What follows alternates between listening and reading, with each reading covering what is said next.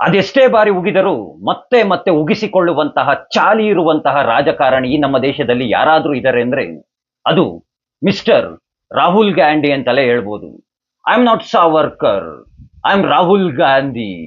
I will not apologies, I want as sorry any one ಅಂತೆಲ್ಲ ಡೈಲಾಗ್ಗಳನ್ನ ಹೊಡೆಯುವಂತಹ ಈ ಪುಣ್ಯಾತ್ಮ ತನ್ನ ಬಾಯಿಯನ್ನ ತೆರೆದರೆ ಸಾಕು ಮತ್ತೊಬ್ಬರ ವಿರುದ್ಧವಾಗಿ ಬಾಯಿಗೆ ಬಂದಾಗೆಲ್ಲ ಹೇಳಿಕೆಗಳನ್ನ ನೀಡೋದು, ಟೀಕೆಗಳನ್ನ ಮಾಡೋದು, ಹೇಳಿಕೆಗಳನ್ನ ನೀಡ್ಬಿಡೋದು, ಟೀಕೆಗಳನ್ನ ಮಾಡ್ಬಿಡೋದು. ನಂತರ ನ್ಯಾಯಾಲಯಕ್ಕೆ ಓಡೋಗಿ ನ್ಯಾಯಾಧೀಶರ ಮುಂದೆ ನಿಂತ್ಕೊಂಡು ಸಾರಿ ಸಾರಿ ಸಾರಿ ಅಂತ ಹೇಳಿ ಕ್ಷಮಾಪಣೆಯನ್ನ ಕೇಳ್ಕೊಂಬರೋದು.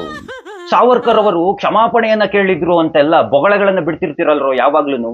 ಏನ್ರೋ ನಿಮ್ಮ ಯುವ ನಾಯಕ ಅದೆಷ್ಟು ಬಾರಿಂದ್ರು ಕ್ಷಮಾಪಣೆಯನ್ನ ಕೇಳೋದು, ಹೋಗೋದು ಕ್ಷಮಾಪಣೆಯನ್ನ ಕೇಳೋದು, ಹೋಗೋದು ಕ್ಷಮಾಪಣೆಯನ್ನ ಕೇಳ್ಕೊಂಬರೋದು. ಇತ್ತೀಚೆಗೆ ನಿನ್ನೆ ಮೊನ್ನೆಯಿಂದ ಒಂದು ಕ್ಷಮಾಪಣೆಯನ್ನ ಕೇಳಿರೋದು. ಈಗನೇ ಶಿವರಾಜ್ ಸಿಂಗ್ ಚೌಹಾಲ್ ಇದಾರಲ್ಲ, ಅವರ ಮಗನ ವಿರುದ್ಧವಾಗಿ, ಕಾರ್ತಿಕ್ ಸಿಂಗ್ ಅವರ ಮಗನ ವಿರುದ್ಧವಾಗಿ ಒಂದು ಹೇಳಿಕೆಯನ್ನು ಕೊಟ್ಟಿದ್ರು ಚುನಾವಣೆಯ ಸಮಯದಲ್ಲಿ.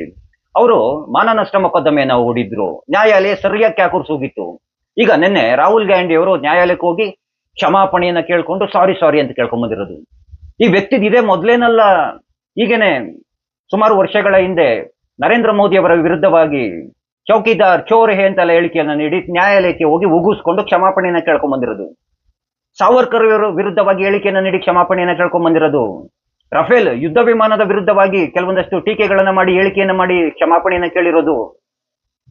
ಒಂದ ಎರಡ ಅದೆಷ್ಟು ಬಾರಿ ಕ್ಷಮಾಪಣೆ ಅಂತ ಈ ಮನುಷ್ಯ ಕ್ಷಮಾಪಣೆಯನ್ನ ಕೇಳೋದನ್ನೇ ಚಾಲಿ ಮಾಡ್ಕೊಂಡ್ಬಿಟ್ಟಿರೋದು. ತಪ್ಪು ಮಾಡೋದು ಹೋಗೋದು ಕ್ಷಮಾಪಣೆಯನ್ನ ಕೇಳೋದು, ತಪ್ಪು ಮಾಡೋದು ಹೋಗೋದು ಕ್ಷಮಾಪಣೆಯನ್ನ ಕೇಳೋದು. ಎಷ್ಟು ಅಂತ, ಎಷ್ಟು ದಿನಗಳು ಅಂತ. ಅದೇನೋ ಹೇಳ್ತಾರಲ್ಲ, ಹುಟ್ಟು ಗುಣ ಸುಟ್ರು ಹೋಗೋದಿಲ್ಲ ಅಂತ, ಆ ರೀತಿಯಾಗ ಈ ವ್ಯಕ್ತಿ ಅಂತ.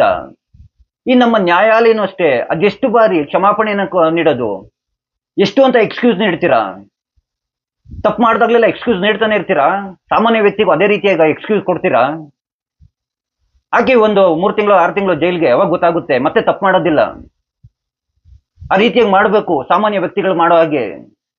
ಸೇನೆಯ ವಿರುದ್ಧವಾಗಿ ಟೀಕೆಗಳನ್ನ ಮಾಡೋದು, ವಿದೇಶಿ ನೆಲದಲ್ಲಿ ನಿಂತು ದೇಶದ ವಿರುದ್ಧವಾಗಿ ಹೇಳಿಕೆಗಳನ್ನ ನೀಡೋದು, ಚೀನಾ ಮತ್ತು ಪಾಕಿಸ್ತಾನ ದೇಶಗಳಿಗೆ ಯಾವ ಸೈನಿಕರ ಮಾಹಿತಿಗಳು ಬೇಕು, ಯಾವ ಯುದ್ಧದ ಮಾಹಿತಿಗಳು ಬೇಕು, ಯಾವ ವಿಮಾನದ ಮಾಹಿತಿಗಳು ಬೇಕು, ಅಂತಹ ಮಾಹಿತಿಗಳನ್ನ ಸದನದಲ್ಲಿ ನಿಂತ್ಕೊಂಡು ಪ್ರಶ್ನೆಗಳನ್ನ ಮಾಡಿ ಉತ್ತರವನ್ನ ತೆಗೆದುಕೊಳ್ಳುವಂತಹ ಪ್ರಯತ್ನಗಳನ್ನ ಮಾಡೋದು ಸೇನೆಯ ವಿಚಾರವಾಗಿ.